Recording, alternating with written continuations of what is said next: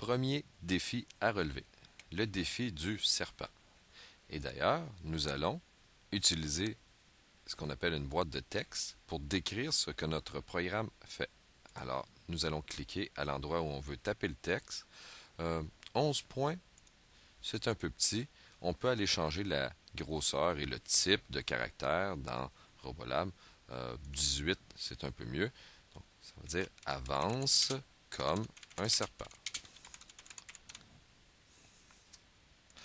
Pour avancer comme un serpent, vous allez utiliser les fonctions où on utilise les moteurs qui fonctionnent dans le même sens, mais qui ne fonctionnent pas à la même puissance.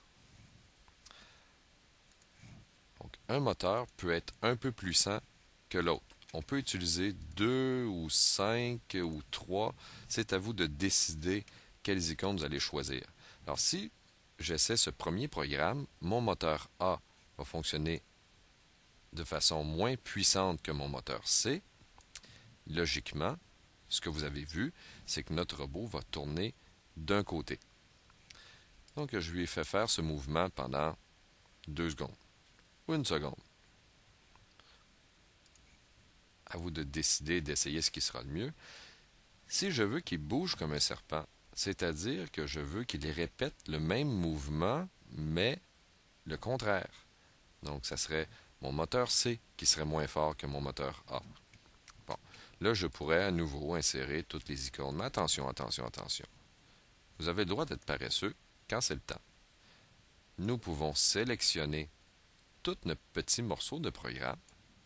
Et comme on sait que notre programme va faire à peu près la même chose, on vient faire ici copie, ensuite paste qui est collé. On vient le placer au bon endroit. Là, c'est sûr qu'il y a un petit bout de fil qui ne sera pas bon. Okay? Donc là, je peux même refaire une autre fois.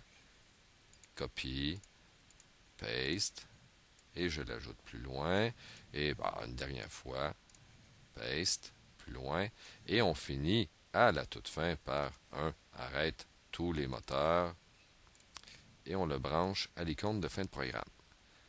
Donc là, j'ajoute tous les petits bouts de fil qui manquent dans mon programme. Il ne faut pas en oublier. Lorsque la flèche est blanche, c'est bon signe. Donc maintenant, pour être capable de changer le mouvement de mon serpent, je dois inverser la situation. Donc, soit que j'inverse le moteur A pour un moteur C, ou que j'inverse la puissance. Donc, je peux remplacer la puissance